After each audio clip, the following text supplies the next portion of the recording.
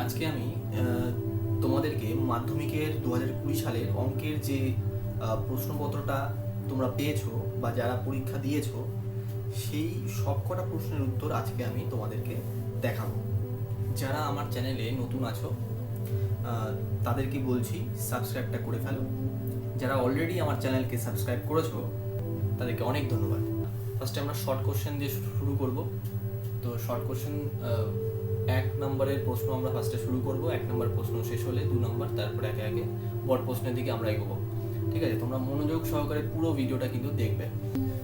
তো তোমাদের একের দাগে যে ফার্স্ট প্রশ্নটা আছে সেটা বলেছে কোনো মূলধন 10 বছরে দ্বিগুণ হলে বার্ষিক সরল সুদের হার কত হবে। যেটা আমাদেরকে বলে দেওয়া নেই সেটাই আমরা ফার্স্টে ধরবো। কোনটা? দেখো, কোনো মূলধন মানে আমাদের অজানা আছে এই মূলধনটা। তাহলে মূলধন যেহেতু অজানা আছে তাহলে আমরা ধরে নেবো মূলধন p টাকা। তোমরা এই প্রশ্নের কন্ডিশন অনুযায়ী বুঝতেই পারছো যে বলেছে কোনো মূলধন 10 বছরে দ্বিগুণ হলে। 10 বছরে কি দ্বিগুণ হয় না, মূলধনটা সুদে আসলে দ্বিগুণ হয়ে যায়। মানে মূলধন যদি p টাকা থাকে তাহলে সেটা সুদ আসলে মিলে সেটা 2 গুণ অর্থাৎ 2p টাকা হয়ে যায়। সুদ আসল হচ্ছে 2p টাকা। ঠিক আছে, মূলধন মানেও যা আসল মানেও কিন্তু একই জিনিস। তাহলে এখানে মূলধন বলতে কিন্তু আমরা আসলটাকেই বলছি। মূলধন অর্থাৎ আসল তোমাকে দেওয়া আছে p টাকা, আর এখানে সুদ আসল দেওয়া আছে 2p টাকা। তাহলে এখান থেকে আমরা সুদ কি করে বের করব? সময়টা কিন্তু আমাদের 10 ইয়ার দেওয়া আছে। তাহলে এখানে t অর্থাৎ টাইম হচ্ছে 10 বছর। এই যে ফর্মুলাটা আছে এই ফর্মুলার মাধ্যমে আমরা r এর ভ্যালুটা বের করব।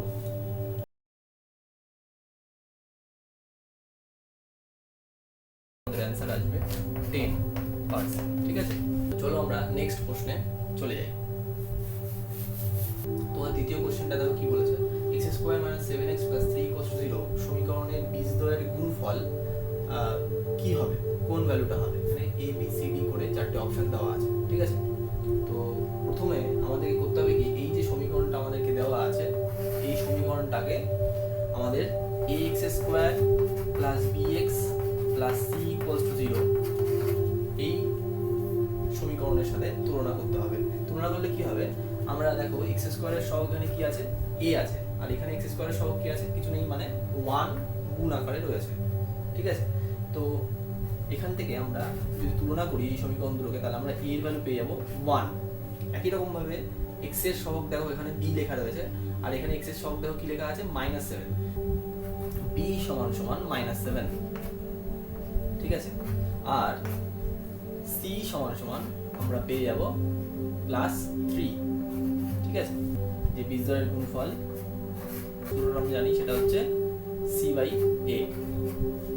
তো c/a যেহেতু বীজদ্বয়ের গুণফল, তো এখানে c এর ভ্যালু আমরা দেখতে পাচ্ছি 3 লেখা রয়েছে, আর a এর ভ্যালু লেখা রয়েছে 1, অর্থাৎ 3/1 = 3। তাহলে বীজদ্বয়ের গুণফল বেরিয়ে গেল 3, অর্থাৎ সি নাম্বার অপশনটা কিন্তু উত্তর হবে। তোমাদের যে পরের প্রশ্নটা বলেছে ও কেন্দ্রীয় বৃত্তের AB ও CD যা দুটির দৈর্ঘ্য সমান, কোণ AOB = 60 ডিগ্রি হলে কোণ COD এর মান কত হবে। আমাদেরকে চারটি অপশন দেওয়া আছে, এই চারটি অপশনের মধ্যে কোনটা সেটা বের করতে বলেছে। তো প্রথমত আমাদেরকে একটা বৃত্ত অর্থাৎ একটা সার্কেল আঁকতে হবে। আমি যদি লম্বালম্বি দুটো জ্যা এখানে আঁকি, এটা যদি AB হয় তাহলে এটা CD। ঠিক আছে, যদি এই বাহুর সাথে এই বাহু সমান হয় আর এই কোণটা 60 ডিগ্রি হয় তাহলে এই কোণটা কত আমাদেরকে বের করতে বলেছে। কোন বৃত্তের দুটি সমান দৈর্ঘ্যের জ্যা কেন্দ্রে সমান কোণ উৎপন্ন করে। যেহেতু বলতে পারছি আমরা AB = CD এবং কোণ AOB = 60 ডিগ্রি হলে কোণ COD 60 ডিগ্রি হবে। তার মানে এই 2 নম্বর অপশনটা এই প্রশ্নের উত্তর হবে। দেখো 4 নম্বর প্রশ্নটা কি বলেছে, দুটি লম্ববৃত্তাকার শঙ্কুর আয়তনের অনুপাত 1:4 এবং তাদের ভূমিতলের ব্যাসার্ধের দৈর্ঘ্যের অনুপাত 4:5 হলে তাদের উচ্চতা অনুপাত কত হবে। তো আয়তন এর সূত্র, শঙ্কুর আয়তনের সূত্র আমরা জানি 1/3 পাই আর স্কোয়ার এইচ, এটা হয়। দুটি শঙ্কুর ভূমির ব্যাসার্ধের দৈর্ঘ্য 4k একক, 5k একক। k is not equals to 0 আর কেটা হচ্ছে আনুপাতিক ধ্রুবক। প্রশ্ন মতে দিয়ে আমরা সূত্রে ফেলতে পারি। উপরে আমরা প্রথম শঙ্কুর আয়তন আর নিচে দ্বিতীয় শঙ্কুর আয়তনটা আমরা লিখবো। লেখার পরে এই সাইডে দেখো অনুপাত যেহেতু 1:4 দেওয়া আছে, ওই কারণে আমরা 1/4 লিখতে পারি। তাহলে এদিকে উপরে আমরা কি লিখবো, 1/3 পাই আর বলতে এখানে ব্যাসার্ধ আমরা ধরে নিয়েছি 4k প্রথমটা, তাই জন্য 4k স্কোয়ার ইন্টু এইচ বলতে আমরা প্রথমটাকে h1 ধরবো আর দ্বিতীয়টার ক্ষেত্রে h2 ধরবো। ঠিক আছে, এটা যেহেতু দ্বিতীয় শঙ্কু এই জন্য 1/3 পাই আর স্কোয়ার বলতে এখানে আমরা লিখবো 5k স্কোয়ার। এবার যদি আমরা ক্যালকুলেশন করি আমরা পেয়ে যাব h1 is to h2 সমান সমান 25 is to 64, অর্থাৎ ডি নাম্বার অপশনটা। এরপরে তোমাদের 5 নম্বর যে প্রশ্নটা বলেছে, যদি sine theta minus cos theta সমান সমান 0 হয় এবং sec theta plus cosec theta equals to x হয়, তাহলে x এর ভ্যালু কত হবে বের করতে বলেছে। তো তোমাদের যেটা দেওয়া আছে অর্থাৎ sign theta minus cos theta equals two 0, এটা আমরা আগে লিখে নেব যে দেওয়া আছে। লেখার পরে কস থিটাকে আমি যদি ডান দিকে নিয়ে যাই প্লাস কস থিটা হয়ে যাবে। আমি যদি উভয় পক্ষে cos থিটা দিয়ে যদি ভাগ করে দিই, আমরা এদিকে বাদিকে পেয়ে যাব sin theta by cos theta, অর্থাৎ tan theta cos theta by cos theta সমান সমান 1। tan থিটা সমান সমান কত হচ্ছে, tan 45 ডিগ্রি। তোমরা জানো tan 45 এর মান হচ্ছে 1, ওই জন্য আমি 1 এর জায়গায় tan 45 লিখতে পারি। এবার বোথ সাইডে দেখো tan কেটে যাবে আর থিটার ভ্যালু বেরাবে 45 ডিগ্রি। এবার এই থিটার ভ্যালুটা আমি যদি এই sec থিটা এই থিটার জায়গায় এবং এইখানে কোসেক থিটার জায়গায় যদি বসিয়ে দিই, তাহলে দেখো আমাদের x এর ভ্যালুটা পেয়ে যাবো। এখানে sec থিটা অর্থাৎ sec 45 degree plus cosec 45 degree সমান সমান যেহেতু x, তো এখানে cos থিটা সমান সমান 1/sec থিটা। তাহলে আমি sec থিটা মানে কি হবে, 1/cos থিটা হবে, অর্থাৎ 1/cos 45 ডিগ্রি √2 প্লাস √2, তাহলে √2 আর √2 যোগ করলে 2 আমরা পেয়ে যাব। দেখো এমসিকিউ এর যে লাস্ট প্রশ্নটা এখানে তোমাদের বলেছে সেটা হচ্ছে 1 3 2 8 10 8 3 2 8 8, এইভাবে এই সংখ্যাগুলির সংখ্যাগুরু মান কত হবে বের করতে বলেছে। তবে উপরে লিখে নিতে হবে যে প্রদত্ত তথ্যগুলিকে সাজিয়ে পাওয়া যায়। লেখার পরে 1 2 পরপর সাজাতে হবে। ঠিক আছে, যেহেতু লিখতে হবে যেহেতু 8 সংখ্যাটি সর্বাধিক 4 বার আছে, সুতরাং সংখ্যাগুরু মান হবে 8। সি নাম্বার অপশনটা হবে সংখ্যাগুরু মান। ঠিক আছে, তো তোমাদের এমসিকিউ কমপ্লিট। এবার তোমাদেরকে শূন্যস্থান পূরণের যে শর্ট কোশ্চেনগুলো আছে সেগুলো আমি শুরু করবো। তো প্রথম প্রশ্নটা কি বলেছে দেখো, আনিসুর 500 টাকা 9 মাসের জন্য এবং ডেভিড 600 টাকা 5 মাসের জন্য যেটি যৌথ ব্যবসায় নিয়োজিত করে, তাদের লভ্যাংশের অনুপাত হবে ড্যাশ। এখানে শূন্যস্থানটা পূরণ করতে বলেছে। আমরা লিখব আনিসুর ও ডেভিডের লভ্যাংশের অনুপাত ইকুয়ালস টু তাদের মূলধনের অনুপাত। এবার তাদের মূলধনের অনুপাতটা কি ছিল দেখো, 500 টাকা ক মাসের জন্য দিয়েছে, আনিসুর 9 মাসের জন্য দিয়েছে। এটার সাথে কোনটা অনুপাত হবে না, ডেভিডের যে টাকাটা ছিল সেটা। ডেভিড 600 টাকা দিয়েছিল 5 মাসের জন্য, তাহলে এবার এই অনুপাতটাকে আমরা যদি ক্যালকুলেশন করি 3:2 হবে। তাহলে আমাদের উত্তরটা আসছে কি যে আনিসুর ও ডেভিডের লভ্যাংশের অনুপাত হবে 3:2। ঠিক আছে, এটাই কিন্তু এই প্রশ্নের উত্তর হবে।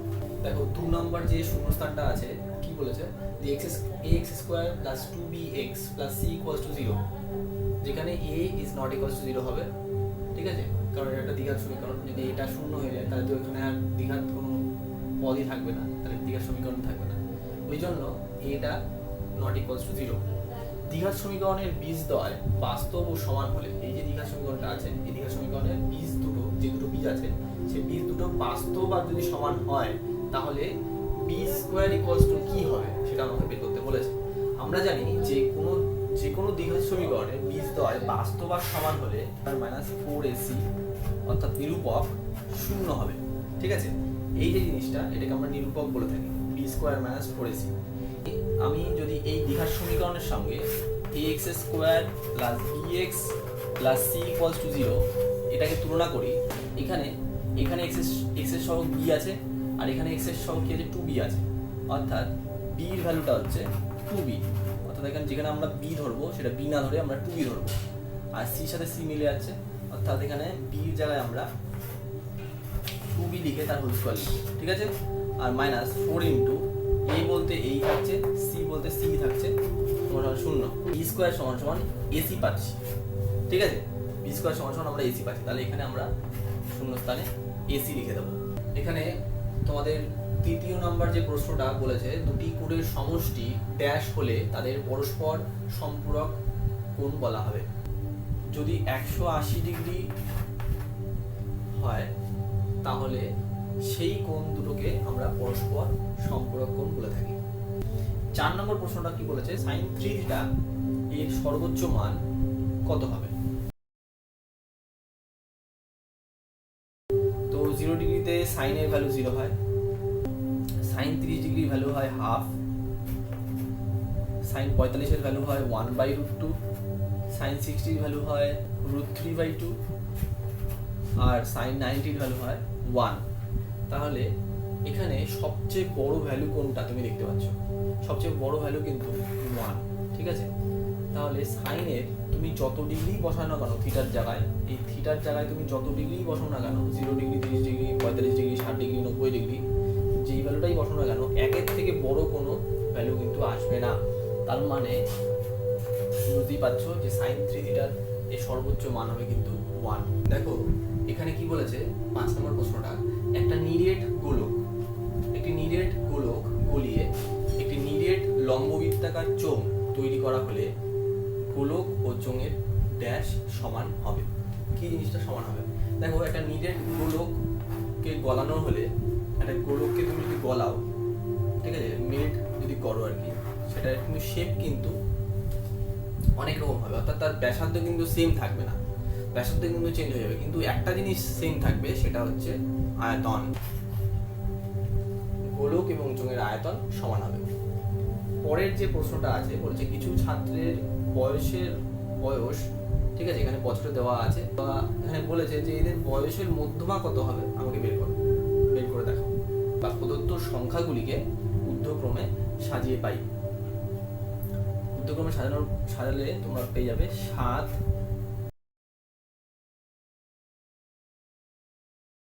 যে নির্ণীয় মধ্যমা n প্লাস 1/2 তম পদ, অর্থাৎ n বলতে এখানে কতগুলো পদ সংখ্যা আছে আর কি, 1 2 3 4 5 6 7, 7টা পদ আছে, তাহলে 7 প্লাস 1/2 তম পদ হচ্ছে চতুর্থ পদ হবে 10। এই 10 বছরটা কিন্তু হবে উত্তর, ঠিক আছে। দেখো তোমাদের এবার সত্য মিথ্যার প্রশ্নগুলো আরম্ভ করছি। সত্য মিথ্যা প্রশ্নগুলোর প্রথম প্রশ্ন কি বলেছে দেখো, বার্ষিক r/2% সরল সুদের হারে 2p টাকা t বছরে সুদে আসলে হয় কি, সুদে আসলে হলো এত টাকা। তো আমরা কি জানি সুদ আসল, অর্থাৎ এখানে সুদ হচ্ছে সুদ আসল আমাকে বের করতে বলেছে। তাহলে সুদ বলতে আমরা আই জানি, আই বলতে PTR/100, ঠিক আছে। তাহলে পি বলতে এখানে আসল দেওয়া আছে 2p, অর্থাৎ আমরা লিখে দেবো, ঠিক আছে, আসল। তো পি গেল, এবার টি আসবে, টি বলতে টাইম ওখানে টি দেওয়া আছে, পিটি। আর বলতে এখানে সুদের হার এখানে কত আছে, r/2%, অর্থাৎ r/2 লিখে দেবো আমরা। আর নিচে লিখবো 100, ঠিক আছে? তাহলে আমার সূত্রটা বেরিয়ে গেল dtr/100 অর্থাৎ 2p × t × r/2/100। এবার আসল দেখো আমাদেরকে বলে দিয়েছে 2p, তাহলে আমরা এখানে 2p লিখবো। কিন্তু অনেকে এখানে শুধু p লিখবে, তাহলে কিন্তু অঙ্কটা কাটা যাবে। এবার আমরা যদি ক্যালকুলেশন করি, দেখো 2 কেটে যাচ্ছে, এখানে আমরা পাচ্ছি ptr/100 প্লাস 2p, এটা আমরা পাচ্ছি। এখানে আমি কিন্তু পরে লিখেছি 2p, আর ওরা কিন্তু আগে এখানে 2p লিখেছে। একই জিনিস, আলাদা কিছুই না। আগে তুমি 2 এর সাথে 3 যোগ করলেও যা অ্যান্সার আসবে, 3 এর সাথে 2 যোগ করলেও তাই অ্যান্সারই আসবে। আমরা লাস্টে লিখে দেবো সুতরাং প্রদত্ত বিবৃতিটি সত্য হবে। দেখো 2 নম্বর প্রশ্নটা কি বলেছে, 2a = 3b = 4c হলে a = b = c = 2 = 3 = 4 হবে। তো প্রথমে কোশ্চেনটাকে আমি লিখে নিই, অর্থাৎ 2, 3, 4 এর যদি লসাগু করি আমার আসবে 12, ঠিক আছে? 3 × 2 × 2 অর্থাৎ 3 × 6 = 12। তাহলে আমার এই লসাগু ফল যদি 12 আসে, যেটাই আসুক সেটা তোমরা কি করবে, প্রত্যেকটাকে সেই সংখ্যা দিয়ে ভাগ করবে, লসাগু দিয়ে ভাগ করবে। অর্থাৎ তাহলে 12 দিয়ে ভাগ করলে আমার অ্যান্সার আসবে, দেখো 2 দিয়ে কাটা যাচ্ছে, c/3 অর্থাৎ a/6 b/4 c/3 এটা আমাদের আসছে। এরপরে আমি লিখতে পারি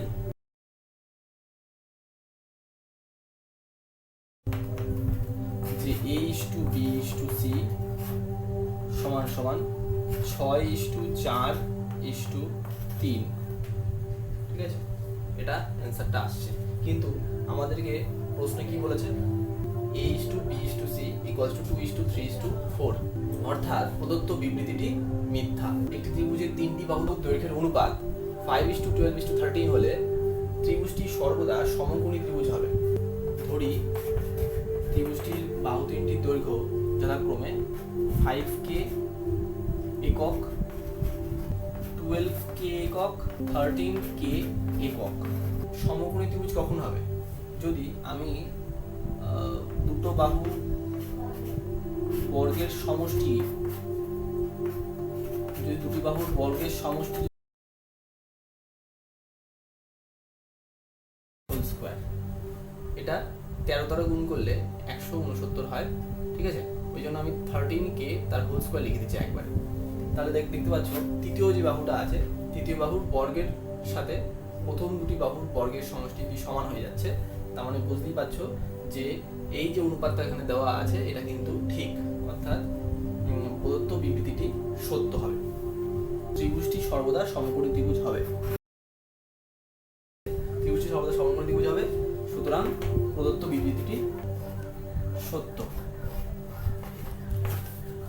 তো তোমাদের 4 নম্বর যে প্রশ্নটা আছে কি বলে, দেখো একটি রশ্মির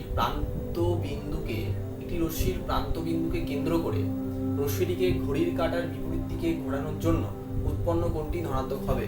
তো এই প্রশ্নটা কিন্তু একদমই সঠিক, ঠিকই বলেছে।